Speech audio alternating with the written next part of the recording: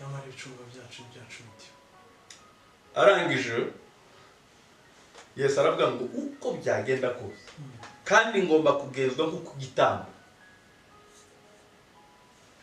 Uziko mbere nari nzi ko cagiye tuza amubwira ngo ngwino kubatiza.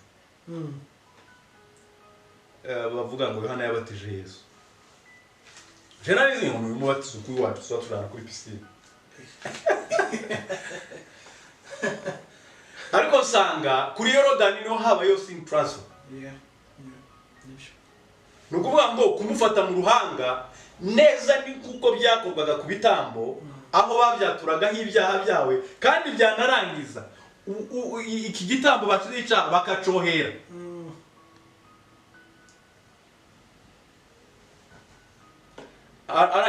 Arangije twebwe ino mu idini tubifata ngo Imana ngo yagiye mu gutangiye gusenga mu minsi 40 n'amajoro 40 mu bitagitanga. Hari naho abantu benshi bakuye nyine iyi minsi yo gusenga ibintu bimeze nk'uko. Ibonze mu ajanwa ngo n'umuka kuja kugeragezwa mu butayu. Ntabwo ari doctrine y'itorero ngo aje gusenga iminsi 40 kuko abantu bamwe namwe babikora. Yagiye kugeragezwa ajanwe kuko ibitambo byagendaga. Ya intego yari iyihe sasa? Yari kwa dushakira ikiduhesha amahoro kuko twagisoma. Kuko nukuvuga ngo Bibiliya iravuga ngo icaha igihano cyacu ni iki? N'urupfu. Nta yindi nzira yari hari. Kandi hagombaga gupfa umuntu umeze gute utari icaha cyane. Sinzi cyo ndafashijwe. Hari ikintu kimwe navuga kuri Adamu na Eva bamaze kwakira cyaha. Mu by'ukuri Imana yashohoje icyo yaravuze ngo nimurya kuri iki giti no gupfa muzapfa. Urupfu rw'Imana Imana ukuntu ibona urupfu no kuva muri presence yayo. Edeni ubwayo yari presence y'Imana. Bamaze gucumura bavuye muri presence y'Imana ibakura muri Edeni. No kuvuga ngo bari bagiye kubaho mu buzima bw'urupfu. Ubuzima butari muri presence y'Imana. Ubuzima bupfuye. Reka mpite nkwereka ikino cyawo kuntu cyari kimeze. Ni ukuvuga ngo mu Baroma price of rebellion cyangwa se ikiguzi cy'icyaha. Kuvuga ngo nisoma 6:23 hahita bisobanura neza. Haravuga ngo kuko ibihembo by'ibyaha ari urupfu. Yes. Ngo ariko impano y'Imana n'ubugingo buhoraho. Nico. Ngo muri Yesu Kristo umwami wacu. Nuko reba igihe ibinyejana byaciyeho kuva Adamu acumuye kugeza Kristo aje. Kristo yarazanye n'ubuzima. Kristo yarazanye ubugingo buhoraho. Yaraje kongera kudusubiza ico Satani yari atwatse, ico Adamu yari yaratwatse, ico Adamu yari yaravuye. Yari yaravuye muri presence y'Imana. Tujya mu rupfu. Kuva muri presence y'Imana byasobanuraga urupfu. Tuja mu rupfu ico gihe cyose. Kristo aje kutugarurira ubuzima. Azani pa y'Imana. En fait, Kristo ubwiwe niyo mpamvu iyo tuvuga ngo Kristo niwe buntu bw'Imana, niyo mpano y'Imana twahawe. Ugasanga abantu bari korosha ico kintu no kukigera bazi Kristo w'ubuntu nguri kubwira abantu gukora ibyaha. No. Ibi bintu ni ibintu bigomba gusobanuka n'ibintu bidahuye. Iyo wakiriye Kristo ubuntu bw'Imana bwakugezemo. Ni nk'ikintu gihindura urana nka virus igeze muri machine irayangiza yose. So iyo Kristo yageze muri wowe yica byinshi byari muri wowe. Rwarupfu rw'Adamu rwose rureyuka. Ibitekerezo byose bikagenda ugasigana na Kristo muri wowe. Kristo muri wowe. Hari amagambo abiri. Kristo amaze kuza mu isi yagenda agasohoza ibyahanuwe. Akirana mu isi mu rugendo rwe muri ibi bitabo bine by'intuza by'ubutumwa bwiza. Yagenda agasohoza ibyahanuwe byose. Agenda asohoza ibyahanuwe. Nyuma y'umusaraba noneho yari Kristo muri twebwe natwe muri Kristo. Niko ijambo ry'Imana rivuga none ico gihe twebwe twarapfuye. Nabambamwe nawe. Sinjewe ahubwo nturiho muri nje. no twebwe twarapfuye turangije gufata ubundi intumbi nta kintu gikora nta kintu umuntu wapfuye nta kintu akora kereka noneho hari ikindi kintu kiri muri we umwuka uramutse usubiye muri we yakongera agakora twebwe twarapfuye ariko kandi ngo turiho ngo ariko kandi si turiho ngo ni Kristo uriho muri twe ibyo dukora byose tukiri muri uyu mubiri tubikoreshwa nawe haleluya none hari ijambo nandimo nsoma riri muri Yohana 5 no uhere nko ku gice cya 5 gutya bagenda bavuga inkuru za Kristo yasanze umuntu wari urwaye ku kidendezi yaramaze imyaka 38 arangije ahageze arababaza abaza abantu bari baraho ngaho bari baharwariye abaza umurwayi aramubwira ngo urashaka ko gukorera iki yari Kristo kandi yaje ku mwaka 38 ni ukubera ko yaje kuri uwo mwaka 38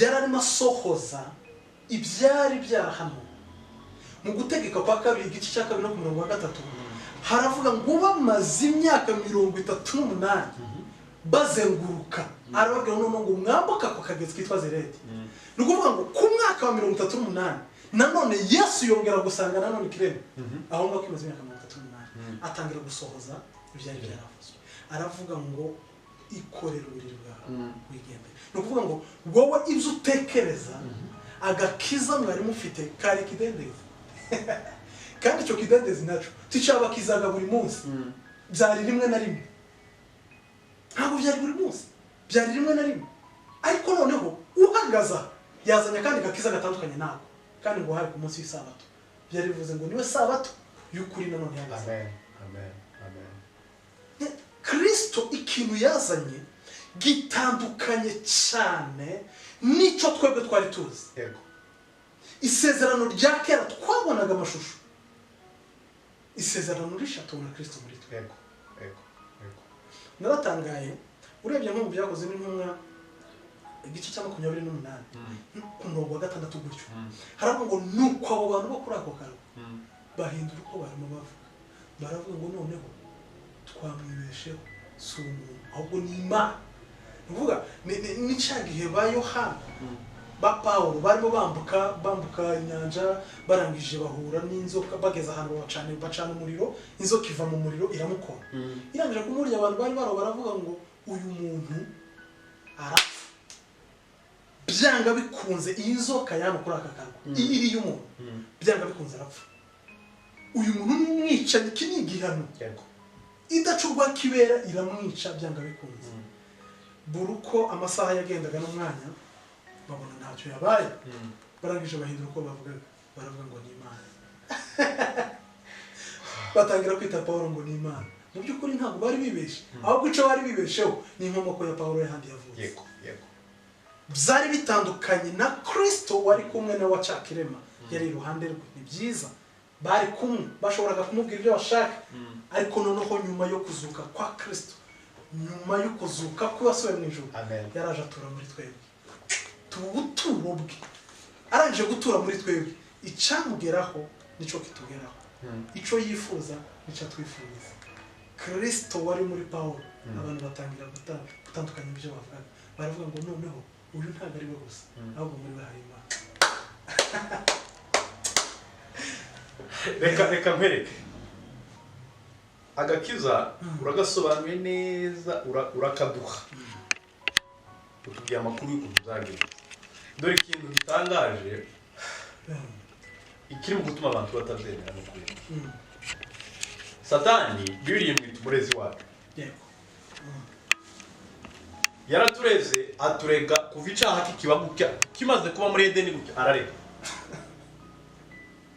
n'uyu munsi wa none niko ari mu kubigenza n'umugenzacyaha ari mu kugera ahantu akaza no kureba abantu nibo barakira imbabazi z'Imana kubera ko icyaha nico natangiye mvuga ndavuga ngo icyaha ni guilt of rebellion ni igihe cyose muri wowe hari umwuka wo guhora uvuga bati njyewe nakora iki uwo ni nawo mwuka ahora agenza mu bantu aho umuntu tumubwira ngo umurimo Kristo yadusigiye yaratubwiye ngo mwizere uwo mwana kuko ibindi byose yarabikoze noneho abantu ntabwo bashaka kubyumva, ahubwo abantu barashaka guhora bumva ibyo nyine umwanzi ashaka kubabwira. Kubera iki? Kubera ko ni umurezi, ahora kwibutsa.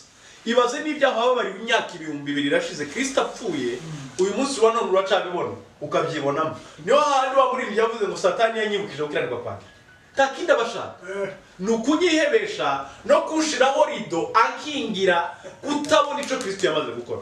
Ariko ndagira ngo somere ino jambo nitushaka duhite dusoreza no kino kiganiro mu Ibyahishuriwe 12 umurongo wa 10. Wumva ikintu Imana yadukoreye. Ariko nanone abantu n'ubu ngubu nukuri tibazumva, ahubwo abantu bahora bumva ibyo Satani ahora bibutse. Wowe wakoze icyaha mu mwana, wowe wakoze ikindi hano, wowe wakoze gutya.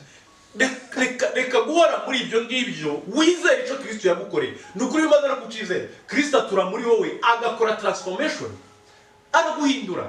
Hari nuko atwita, uretse nuko Satani atwita, hari nuko Imana itwita. Reka wumve, haravuga ngo numva ijwi rirenga rivugira mu ijuru riti noneho agakiza karasohoye,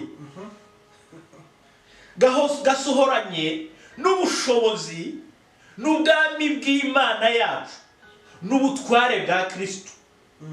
Urumva? Kristo wayo kuko umurezi wa bene data ajugunywe hasi wahoraga abarega ku manywa na nijoro imbere y'Imana yacu. Umva hano 11. Nabo bamuneshesheje amaraso y'umwana w'intama n'ijambo ryo guhamya kwabo. Ntibakunda amagara yabo, ntibanga no gupfa. Ushaka tugarukira ngaho. Nukuvuga ngo wumvise ko agakiza karasohora. Gasohorama n'umwana w'Imana ari we Yesu Kristo. Ndetse n'umurezi wa arajugunywa akurwaho muri twebwe. Kubera iki? Kubera ko yahoraga tureka ku manywa na nijoro. Ariko igitangaje uyu munsi wa none abantu niyo barwi bakicumva. Satani gusahura bongorera urumunyabyaha, Satani agahora bongorera umunyabyaha, Satani agahora kongorera umunyabyaha. Ayo majwi niyo uhora wumva ku manywa na nijoro. Ni ikigaragaza neza ko ntabwo urabasha gufata identite yindi wahawe ngo ariyo uzuzuka mu gitondo uvuge ngo ni ukuri. Umutima wanyu wabwiraga ko ndi umunyabyaha. Ariko uyu munsi wa none ndi umwana w'Imana. I'm no longer a slave. Ntabwo nkiri imbata y'ibyaha. Ayo majwi aho uzanira saa yanje. Nabaye disconnected kuri Adamu wa mbere, ubu ndi connected kuri Adamu wa nyuma. Kandi uyu Adamu wa nyuma ntahurira n'icyaha. Ndi uwabyawe n'Imana. Niyo handi birivuga ngo uwabyawe n'Imana ntakora icyaha. Nuko ntabwo nkiri umunyabyaha. Kubera imbuto iri muri jewe ntabwo ishobora. Amen. Hari ikintu cyantangaje kandi nongeye gutsobanukirwa. Amaze abantu hano hanze dufata amaraso tuyagira ikindi kintu. Kugeraho umuntu akoresha amaraso agiye kurya. Ngo bibiryo ngo ndabyejesha ngo amaraso ya. Amaraso y'Imana natanga ubuzima, ntabwo Bibiri nabwo gukurikije amategeko. Ibintu hafi ya byose, ntabwo ari byose. Ni hafi ya byose.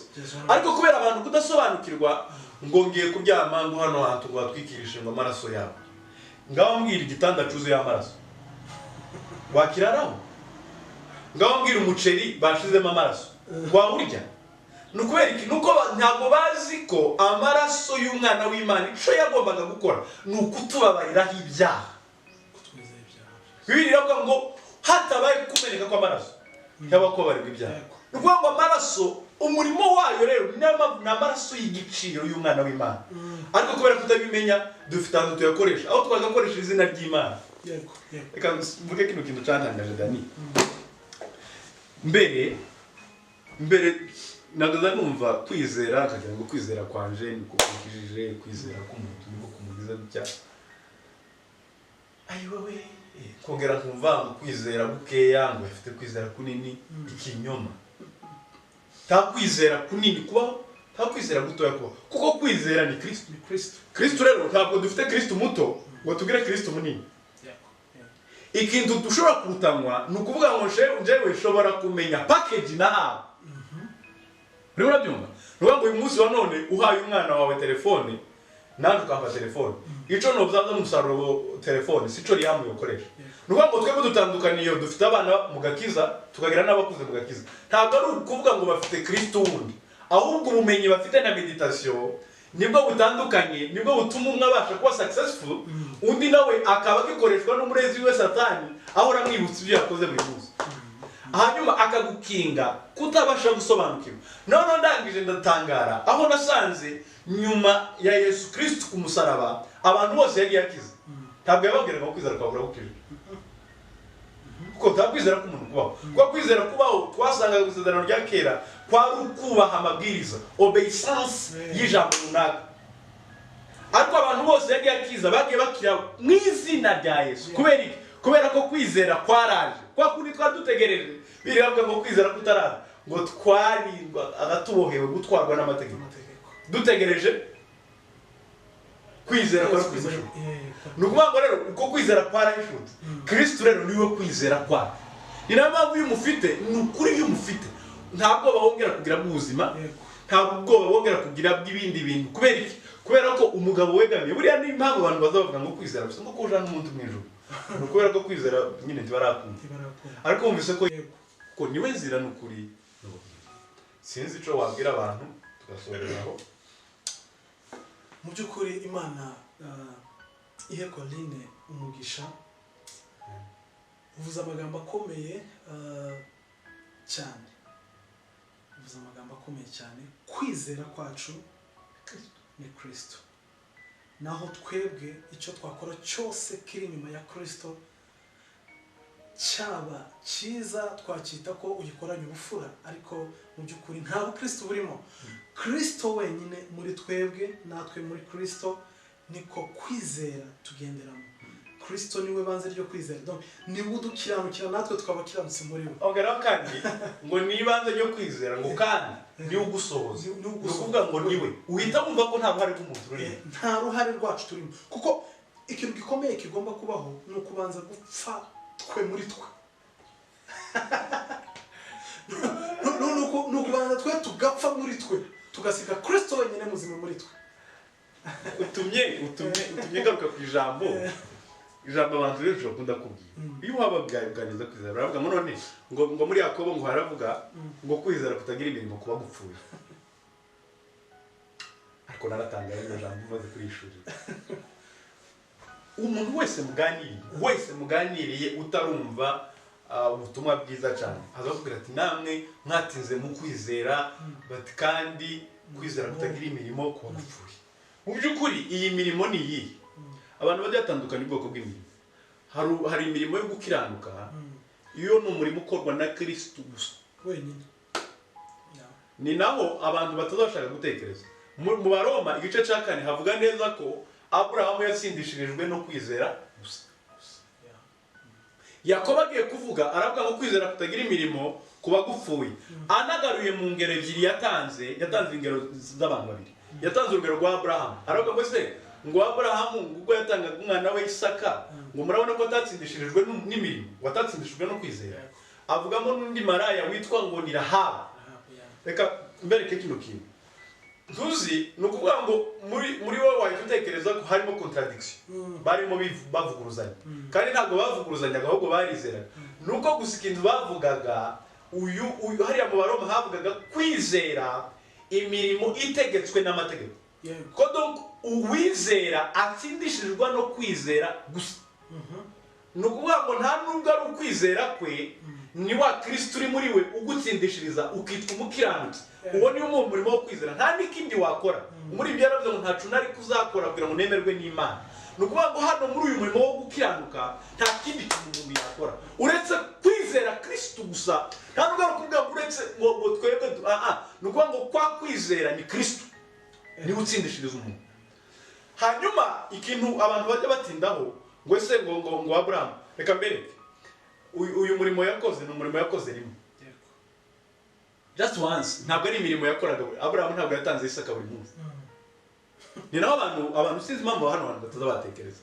Iyo abija kuba ari ukuvuga ngo Aburahamu baranditse yacumbikiye abantu, Aburahamu yagize gutya, Aburahamu yagize gutya, ndetse hari n'abantu bazashaka kuyimezira iyi mirimo yo kwizera no kumukibe.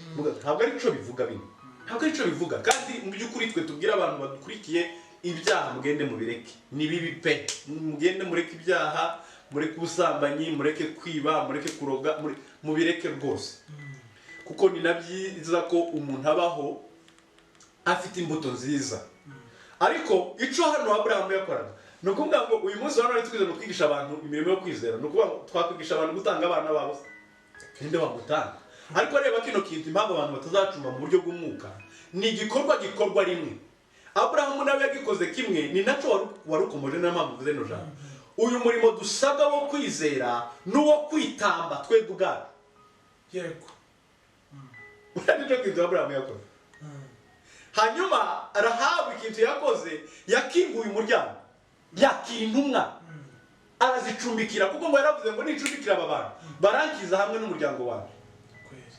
Ni nabyo tuzatubwira abantu twabwira ngo ngiye imirimo ibiri yo kwizera. Umurimo wa mbere ni ugupfa, wowe ugapfa kubera uwo wizeye. Nukuvuga ngo Abrahamu yashidikanyije gutanga umwana we kubera uwo yari yizeye.